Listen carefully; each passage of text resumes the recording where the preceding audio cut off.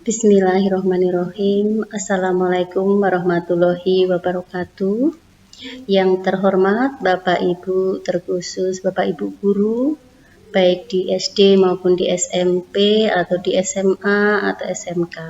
Di sini saya akan memperkenalkan dengan adanya program Kemendikbud, tuntutan dari Kemendikbud, yaitu yang biasanya diselenggarakan dengan ujian nasional, sekarang digantinya yaitu dengan AKM, yaitu Asesmen Kompetensi Minimum, sebagai pengganti ujian nasional dengan tujuan untuk mengukur kompetensi bernalar yang dapat digunakan untuk menyelesaikan masalah di berbagai konteks, baik personal maupun profesional. Pekerjaan saat ini, kompetensi apa saja yang akan diukur masih dikaji. Namun contohnya adalah kompetensi bernalar tentang konteks atau literasi dan angka atau numerasi. Selain itu, Kemendikbud juga akan melakukan survei untuk mengukur aspek-aspek lain yang mencerminkan penerapan Pancasila di sekolah. Hal ini mencakup aspek-aspek karakter siswa seperti karakter pembelajaran dan karakter gotong royong, dan iklim sekolah, misalnya iklim kebinekaan, perilaku bullying, dan kualitas pembelajaran. Karena fungsi utamanya adalah sebagai alat pemetaan mutu, asesmen kompetensi dan survei pembinaan Pancasila ini belum tentu dilaksanakan setiap tahun dan belum tentu harus diikuti oleh semua siswa. Nah, maka dari itu, untuk lebih jelasnya, Bapak Ibu Guru boleh menyimak tentang slide yang akan saya tayangkan. Silahkan Bapak Ibu simak di slide ini tentang pengimbasan asesmen kompetensi minimum. Apa itu asesmen nasional? Nah, asesmen nasional tahun 2021 adalah pemetaan mutu pendidikan pada seluruh sekolah madrasah dan program kesetaraan jenjang dasar dan menengah. Mutu diukur dengan menggunakan 3 instrumen. Instrumen apa saja? Yaitu AKM atau Asesmen Kompetensi Minimum, kemudian yang kedua survei karakter, dan yang ketiga yaitu survei lingkungan belajar. Nah, instrumen yang pertama AKM mengukur literasi membaca dan numerasi sebagai hasil belajar kognitif. Lalu survei karakter mengukur tentang sikap, kebiasaan, nilai-nilai atau values sebagai hasil belajar non-kognitif. Lalu survei lingkungan belajar akan mengukur tentang kualitas pembelajaran dan iklim sekolah yang menunjang pembelajaran.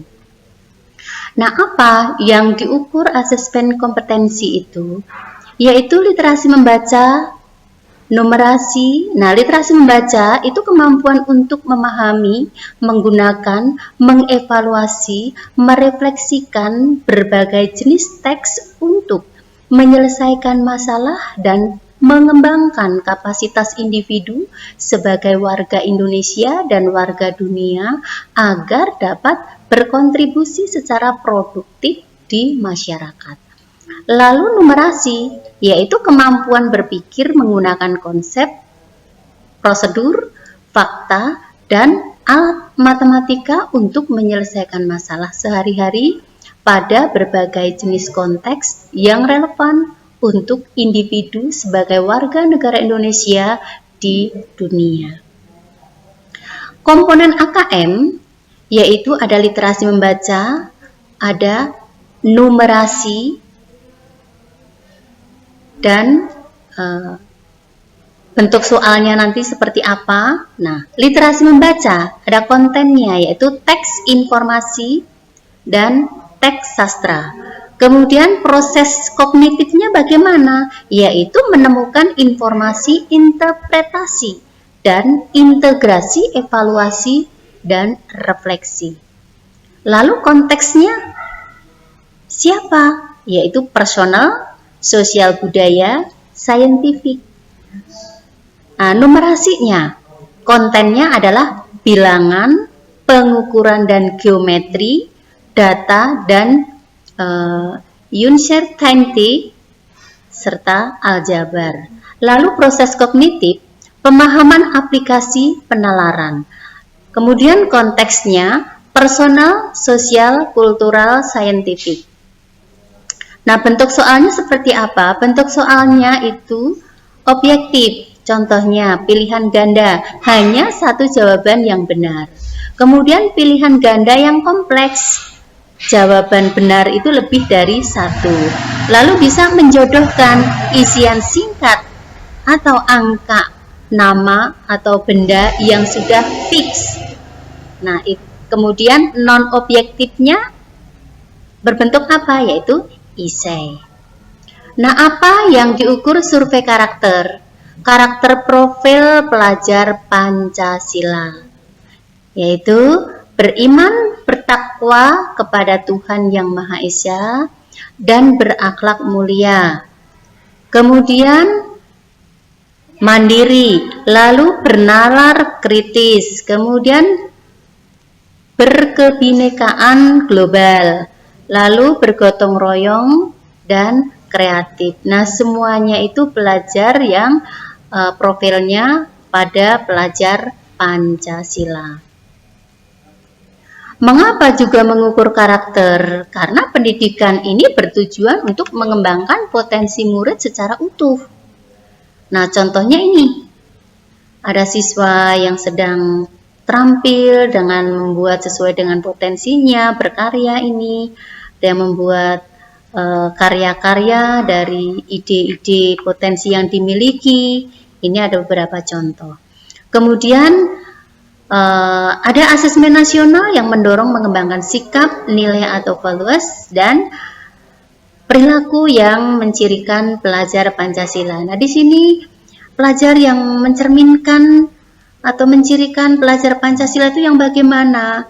Contoh, yang beragama Islam. Nah, yang beragama Islam itu dengan tekun selalu taat kepada ajaran, mana yang harus dijalankan, mana yang harus ditinggalkan atau dihindari, itu sudah ada aturannya masing-masing.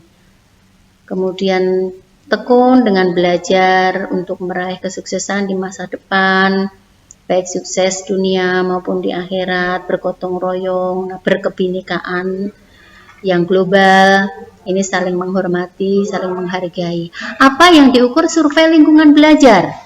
Nah, diantaranya ada iklim belajar dan iklim satuan pendidikan. Nah, iklim keamanan sekolah. Sekarang, iklim keamanan sekolah itu apa saja? Ada keamanan dan well-being siswa, ada sikap dan keyakinan guru, dan kebijakan serta program sekolah. Lalu iklim kebinekaan sekolah, praktik multikultural di kelas, kemudian sikap dan keyakinan guru atau kepala sekolah, kemudian kebijakan dan program sekolah. Lalu indeks sosial ekonominya, yaitu pendidikan orang tua, profesi orang tua, dan fasilitas belajar di rumah. Nah, kualitas pembelajarannya bagaimana? Yaitu manajemen di kelas atau manajemen kelas, dukungan afektif, kemudian aktivasi kognitif. Lalu pengembangan gurunya bisa merefleksi dan perbaikan pembelajaran serta dukungan untuk refleksi guru. Nah, sasaran asesmen nasional ini siapa? Siswa, guru, dan kepala sekolah. Siswa, AKM literasi numerasinya, survei karakternya, survei hasil belajarnya kognitif, hasil belajar sosial emosionalnya. Nah, gurunya bagaimana? Gurunya adalah bisa survei lingkungan belajar dan karakteristik input dan proses pembelajaran. Kemudian asesmen nasional. Nah, ini peran guru nih. asesmen nasional. Murid kelas 5, kelas 8, dan kelas 11. Kelas 5, sasaran itu kelas 5 itu sudah dipersiapkan untuk asesmen nasional. Itu rumpun SD. Rumpun SMP kelas 8 itu harus sudah diterapkan. Kemudian untuk rumpun SMA atau SMK yaitu kelas 11. Maksimal 30 murid SD dan 45 murid SMP atau SMA atau SMK akan dipilih secara acak oleh Kemendikbud untuk menjadi responden. Nah, ada tes dan kuesioner murid diadministrasikan dengan menggunakan komputer dalam kondisi terawasi atau protokol. Kemudian guru, baik guru SD, SMP, dan SMA atau SMK, semua guru menjadi responden. Untuk mengurangi beban administratif, guru diberi waktu 2 minggu untuk mengisi kuesioner. Nah, pengisian kuesioner ini dilakukan secara daring tanpa pengawasan murid atau tanpa pengawasan atau mandiri, sifatnya mandiri. Kemudian untuk kepala sekolah, baik kepala sekolah SD, SMP, dan SMA atau SMK, semua kepala sekolah menjadi responden. Sama dengan guru, kepala sekolah diberi waktu 2 minggu untuk mengisi kuesioner. Pengisian kuesioner dilakukan secara daring tanpa pengawasan atau mandiri. Nah, kaitannya dan kecakapan di abad 21 ini. Kecakapan abad 21 ini yang dibutuhkan setiap siswa untuk meningkatkan daya saing. 1. Kualitas karakter. 2. Literasi dasar. 3. Kompetensi. Nah, yang pertama, kualitas karakter itu bagaimana? Yaitu bagaimana siswa beradaptasi pada lingkungan yang dinamis. Apa saja? Religius, nasionalis, mandiri, integritas, gotong royong, toleransi, tanggung jawab, kreatif, peduli lingkungan. Kemudian yang kedua, literasi dasar. Bagaimana siswa menerapkan keterampilan dasar sehari-hari? Apa saja? Literasi baca tulisnya, literasi berhitung, literasi sains, literasi teknologi informasi dan komunikasi, literasi finansial, literasi budaya, dan kewarganegaraan. Kemudian poin 3 tadi, kompetensi. Bagaimana siswa memecahkan masalah secara kompleks ini? Yaitu siswa bisa berpikir kritis, kreativitas, komunikasi, kolaborasi. Nah, semua itu dari kurikulumnya juga memonitor. Ada feedback dengan adanya kurikulum 13 atau kurikulum kontekstual dengan KTSP, kurikulum vokasi, kurikulum inklusi, futuristik, kemudian pembelajarannya juga pembelajaran di abad 21, pembelajaran dinamis saintifik, kemudian pembukuannya seperti apa, yaitu buku untuk sumber atau untuk referensinya, yaitu buku pendamping kurikulum, buku teks, buku pengayaan, buku bacaan, kemudian kompetensinya harus ada penilaian. Penilaiannya bagaimana? Yaitu penilaian kelas dan sekolah atau INAP, ujian nasional, survei internasional. Nah, sekarang regulasi tentang AKM. Yang pertama, kebijakan ujian nasional sampai saat ini masih dalam posisi dibekukan dengan melalui SE Mendikbud nomor 4 tahun 2020 atau surat edaran Mendikbud nomor 4 tahun 2020.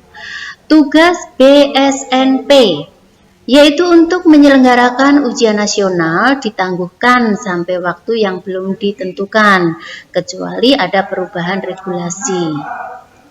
atau di peraturan pemerintah nomor 19 tahun 2005. Kemudian asesmen nasional atau AN-nya atau AKM itu berbeda dengan UN dari sisi tujuan peserta atau kelas atau tingkat, kemudian penyelenggara, kemudian pelaksanaannya, dan konstruksi item tesnya, kemudian dasar hukumnya. Nah, AN atau AKM survei karakter dan iklim belajar yang sedang dirancang lebih merupakan layanan pendidikan dan iklim belajar di satuan pendidikan yang bertujuan untuk perbaikan dan peningkatan kualitas belajar peserta didik secara berkelanjutan. Kemudian asesmen nasional ini melengkapi kebijakan evaluasi yang menjadi amanat pasal 59 ayat 2 Undang-Undang Sisdiknas tahun 2003. Terima kasih kiranya sekian, dan mohon maaf apabila ada tutur kata yang kurang berkenan atau kurang pas, itulah sifat manusiawi. Dan semoga apa yang sudah saya sampaikan ini bermanfaat bagi Bapak Ibu guru. Silakan untuk mencapai kesuksesan dan mengikuti aturan sesuai dengan aturan Kemendikbud oleh Bapak Menteri. Terima kasih. Akhir kata, billahi taufik walhidayah. Wassalamualaikum warahmatullahi wabarakatuh.